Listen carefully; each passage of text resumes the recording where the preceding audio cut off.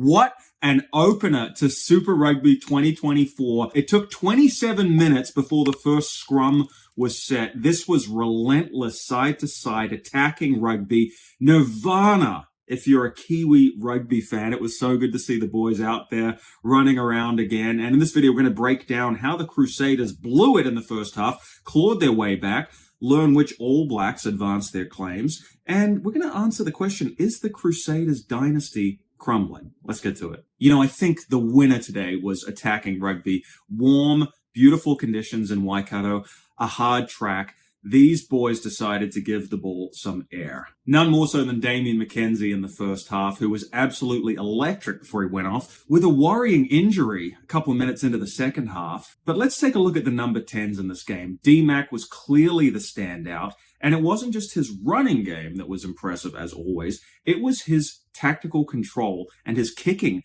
D-Mac unleashed a lot of grubbers into the opposition 22, played for territory, actually tried to pin the Crusaders down in their own 22, not necessarily the tactic that I was expecting. The other thing about Damian McKenzie is just his out-and-out speed.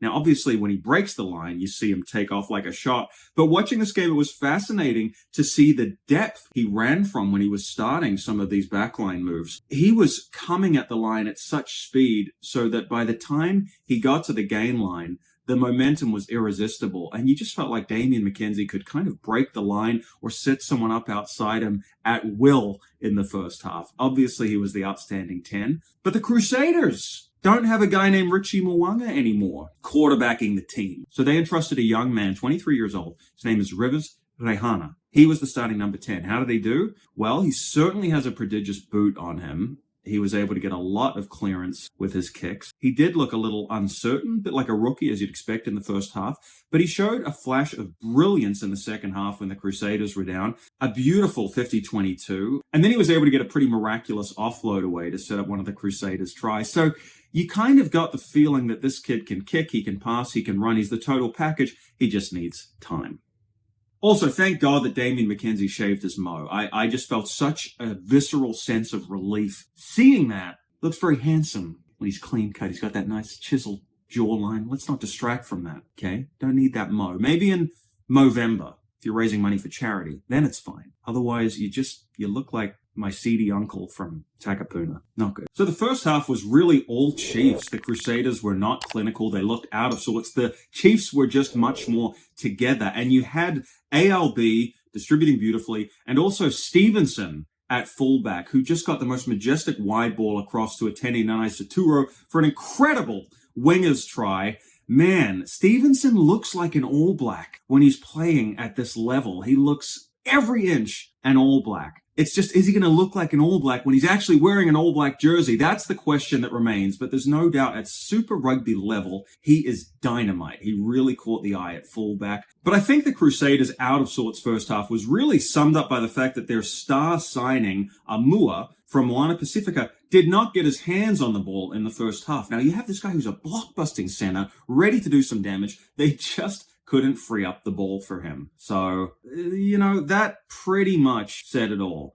They just couldn't build a platform. They couldn't build their phases and actually get the ball into the hands of some of their most destructive attacking players. If they can do that, they can look very different this season than how they did in that very rusty first half. They brought the grizzled old veteran Owen Franks off the bench, and he just gained ascendancy. You know, this guy knows all of the dark arts, and he was causing the Chiefs to incur multiple scrum penalties. So you started to see a little bit of domination happening there at scrum time. You got the feeling that the Crusaders probably had the edge in terms of setting up a nice, clean line out and rolling maul situation, setting a good platform for their backs. So they just looked a little more sturdy and reliable up front, and they started to change the tempo of the game and squeeze the life out of the Chiefs. But they were in too deep a hole to begin with, and really all it took at the end was a couple of penalties from Joshuane from the Chiefs, got them home against the Crusaders. It was a barnstorming opening game. Like, you really couldn't ask for more. Sure, few handling errors, couple of unexpected ones, actually, from Dallas McLeod, who normally is Mr. Reliable. But to me, that just sums up the fact this was the first game of the season. You really can't read too much into it.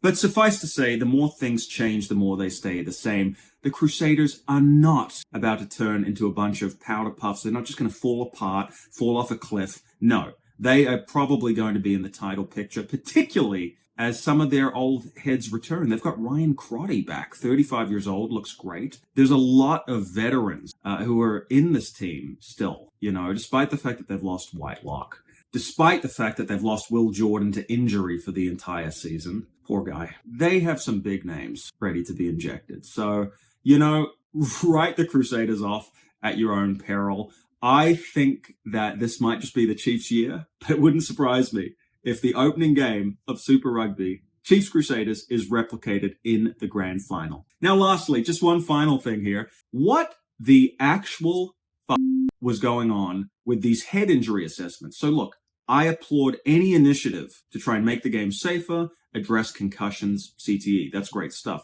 But clearly they're still finding their way with this technology. The players were wearing smart mouth guards, which measured the impact that they were cumulatively taking during the game. And so you had the very unusual sight of Anton Leonard-Brown being pulled off the field right towards the end of the game in a critical moment, because apparently he had taken enough punishment. The smart mouth guard went off. It said, hey, this dude can't take no more. You need to give him a head injury assessment. I mean, ALB was clearly fine. He was so bemused would be a nice way of putting it. I think he was pretty livid. You know, he was basically saying, what are you doing? Why are you pulling me off? They need me right now.